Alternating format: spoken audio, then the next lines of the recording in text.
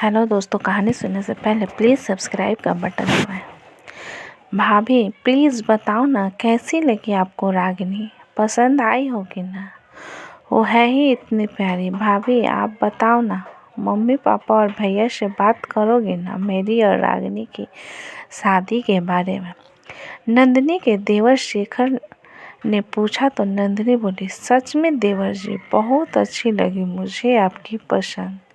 अब तो रागिनी को ही बनाकर लाऊंगी अपनी देवरानी, वादा है आपसे।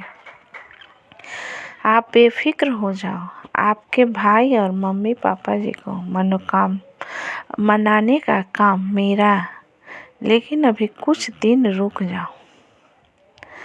रामा जीजी की ननद की शादी हो जाए, आपके भैया आ जाए, तब उनके सामने सबसे बात करूँगी।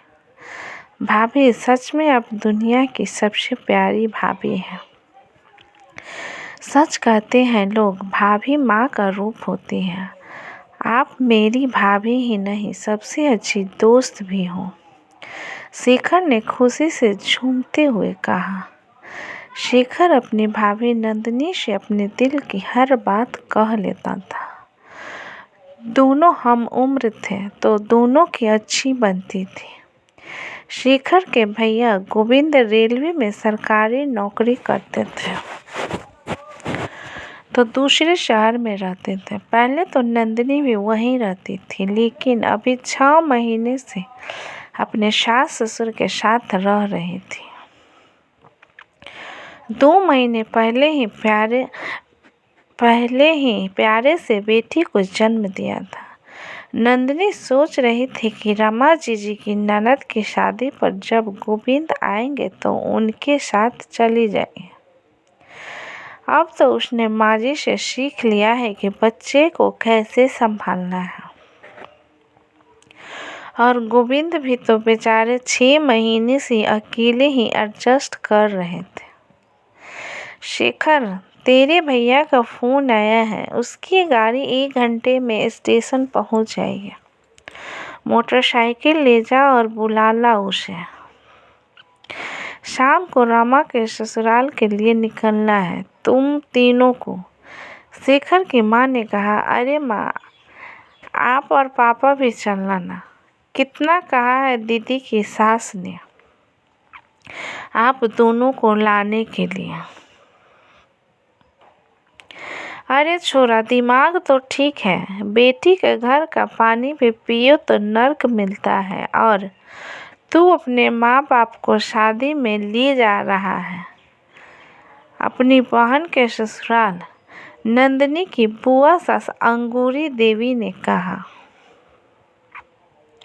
अंगूरी जी पुराने ख्यालात की महिला थी, घर की सबसे बड़ी थी। घर में उनकी बात कोई नहीं टालता था। शेखर के पापा को उन्होंने ही पाल पोस कर बड़ा किया था। बहुत ही छोटे थे जब उनकी माँ का देहांत हो गया था। नंदिनी तैयारी कर रही थी, शाम को ननद के यहाँ जाना था। आज उसने गोविंद की पसंद का खाना बनाया था। पूरे 1 महीने बाद घर आ रहे थे। नंदिनी बड़ी ही बेसब्री से अपनी पति का इंतजार कर रही थी। शेखर को भी गए बहुत समय हो गया था। बार बार फोन मिला रही थी, लेकिन दोनों में से कोई फोन नहीं उठा रहा था।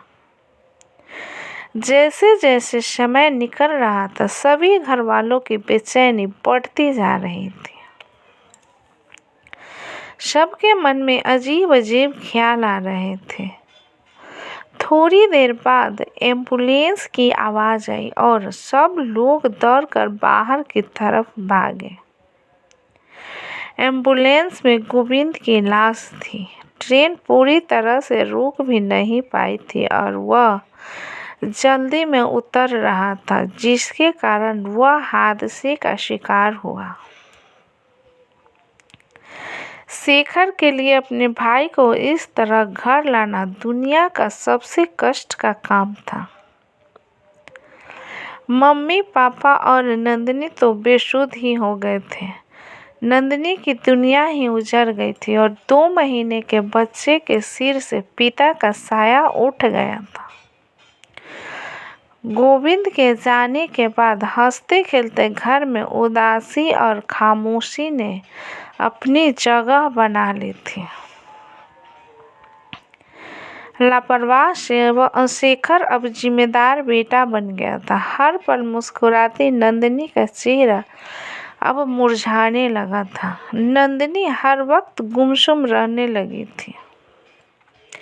गोविंद को गए 6 महीने हो गए थे। नंदिनी के मम्मी पापा आज उसके ससुराल आए थे।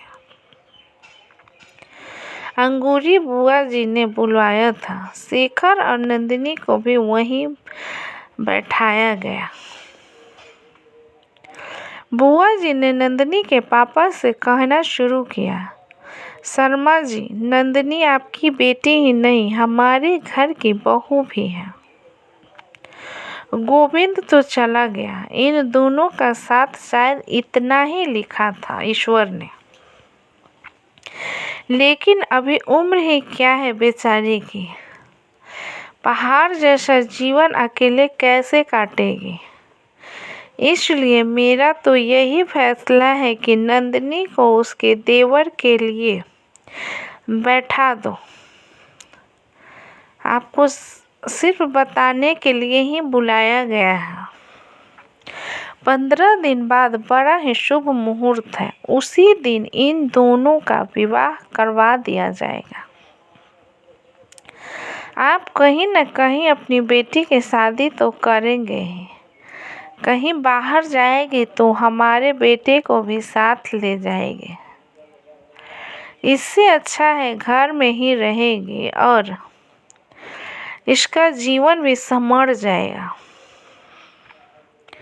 वर्षों से यही होता आया है, इसमें कोई बुराई नहीं है। बुआ जी के बात सुनकर सभी लोग चुप बैठे थे। किसी को कुछ समझ नहीं आ रहा था कि क्या बोले। बुआ जी ने शेखर से पूछा तो वह चुप रहा। उसने कोई जवाब नहीं दिया। फिर उन्होंने नंदिनी की तरफ देखा। नंदिनी ने अपने आंसू पोंछे और बोली, बुआ जी, आपके इस फैसले को मैं बिल्कुल भी नहीं मानती। शेखर भैया को हमेशा मैंने अपने छोटे भाई की तरह ही माना है। उनको पति के स्थान में कभी नहीं दे सकती। आप लोगों को मेरी फिक्र करने की ज़रूरत नहीं है। मैं ठीक हूँ। अब सब लोग हो ना हो आप सब लोग हो ना मेरे साथ। शेखर मुझसे बिना शादी करे ही मेरे बेटे को पिता का प्यार दे सकते हैं और भविष्य में कभी मुझे लगा कि जीवन साथी की आवश्यकता है और मैं मन से तैयार हूँ किसी को अपनाने के लिए, तो मैं आप लोगों को बता दूंगी। फिर उसने अपने सास ससुर से कहा, मम्मी जी, पापा जी, शेखर भैया की शादी 15 दिन बाद उसी शुभ मुहूर्त में होगी उस लड़की के साथ जिसे वह पसंद करते हैं। रागिनी नाम है उसका। इनके साथ पटती है। मिली हूँ मैं उससे। बहुत ही प्यारी लड़की है। उसको ही मैं अपनी देवरानी बना कर लाऊंगी। आप लोग शादी की तैयारी कीजिए। हम कल ही रागिनी के घर चलेंगे। नंदिनी की बात सुनकर सब निशब्द थे। बुआ जी कुछ बोलना चाह रही थी, लेकिन शेखर के पापा ने उनको रोक लिया था। नंदिनी के मम्मी पापा को अपनी बेटी के फैसले पर गर्व हो रहा था और शेखर हाथ जोड़कर अपनी भाभी को धन्यवाद कर रहा था। नंदिनी ने आज एक सही फैसला लेकर 3 जीवन बर्बाद होने से बचा लिए थे और बरसों से चली आ रही रूढ़िवादिता को आगे बढ़ाने से इनकार कर दिया था। दोस्तों, आशा करती हूँ कि कहानी अच्छी लगी हो। कहानी अच्छी लगी तो लाइक करें, सब्सक्राइब करें एंड शेयर करें। अपना कीमती समय देने के लिए धन्यवाद। प्लीज़ कहानी अच्छी लगी हो तो सब्सक्राइब कर दें।